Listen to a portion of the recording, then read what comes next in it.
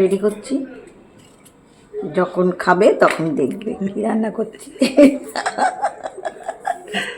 আমার বুড়ো বরকে পারলাম না, শয়তানটা খাওয়ার সময় দেখতে পাবে কি করছি, বুঝেছ?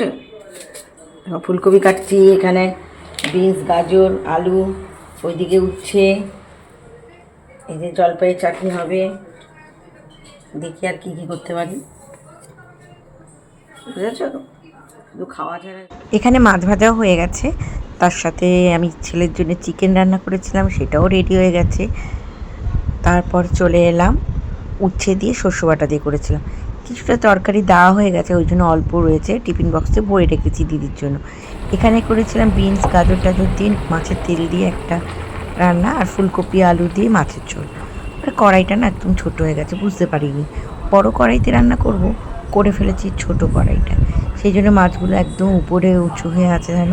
সেটা গ্যাসটাকে একটু আস্তে করে, মানে ঝোলটা যদি মাছের ভিতরে না ঢোকে মাছটার টেস্টও লাগবে না, সেই জন্যে আবার একটুখানি ঢাকা দিয়ে দিয়ে রান্না করলাম। মাছের ঝোলও হয়ে গেছে, আবার দিদিদের দেওয়ার জন্য সুন্দর করে সাজিয়ে গুছিয়ে দিয়ে দিচ্ছি। ও দিদি আজকে এসছে, তার খাবারটা পাঠিয়ে দিচ্ছি। কেন এসেছে সবে তো, বলছিল বোন দিস না। আমি বললাম না, তুই কাছে এসছিস, আমি তোকে দেবো না, না খেয়ে থাকবি নাকি, তুই রান্না কখন করবি? তো ঠিক আছে, ভালো করে বেড়ে টেড়ে রেডি করে দিলাম। তারপরে কর্তামশাইকে বললাম নিয়ে চলে যাবে। আর এই পাশাপাশি থাকলেই সুবিধে, ভাই বোন বলো বা কেউ আমার নিজের লোক, সে আসবে, আমি পাশে থাকি, না দিলে তো ভালোই লাগে না। আমরা খাবো আর ও কী খাবে জানি না, এমনিতেই শরীরটা খারাপ থাকে সবসময়। আমারও শরীরটা কদিন ধরে ভালো নেই, পুরো পুজোটাই আমি বিছনায় শোয়া ছিলাম, কেননা আমার ভীষণ শরীর খারাপ ছিল।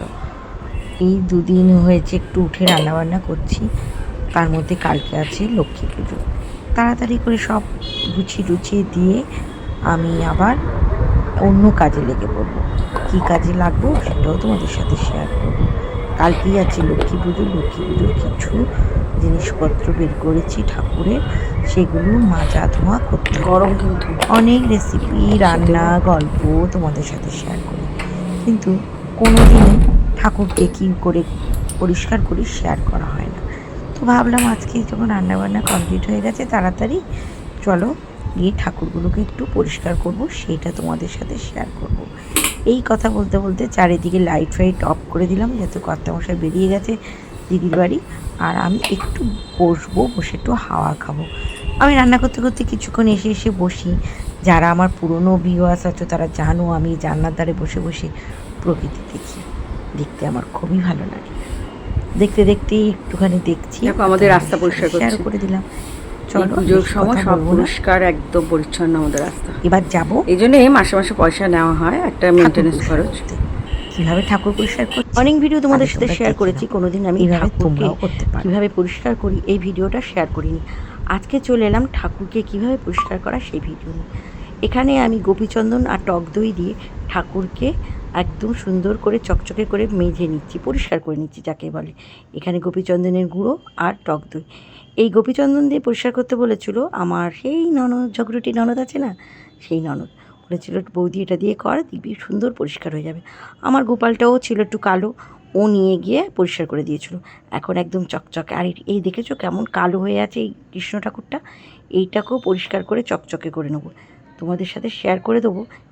এত সুন্দর পরিষ্কার চকচকে হয়ে গেছে, কিন্তু একবার করলে হবে না, কয়েকবার আমাকে গোপীচন্দন দিয়ে করতে হবে, কেননা অনেকটাই কালো হয়ে গেছে। আর আমি এই ডোলে ডোলে আমার আঙুল ব্যথা হয়ে গেছে। আর এই কৃষ্ণ ঠাকুরটাকে দেখো কত সুন্দর চকচকে করে দিয়েছি। এটা মা কালী, মা কালীকেও চকচকে করে দিয়েছি, দিয়ে তাকে ভালো করে শাড়ি টাড়ি পরিয়ে সাজিয়ে গুছিয়ে তাদের জায়গায় তাকে বসিয়ে দিলাম। এবার আছে আমার কৃষ্ণ কৃষ্ণটাকেও ভালো করে চকচকে করেছি, কিন্তু আরও কয়েকবার মাজতে হবে, তাই ওকে জামা টামা পরিয়ে আপাতত সাজিয়ে গুছিয়ে বসিয়ে দিয়েছি। তাও দেখো আগের থেকে অনেকটাই চকচকে হয়েছে। এখানে এই যে গণেশ ঠাকুর, আর হচ্ছে মা কালী, আর এটা দেখো কত চকচকে হয়েছে না কৃষ্ণটা, আরও চকচকে হয়ে যাবে, কয়েকদিন ধরে মাজতে হবে। আর গপুটাকে দেখো কত চকচকে, এইভাবেই আমি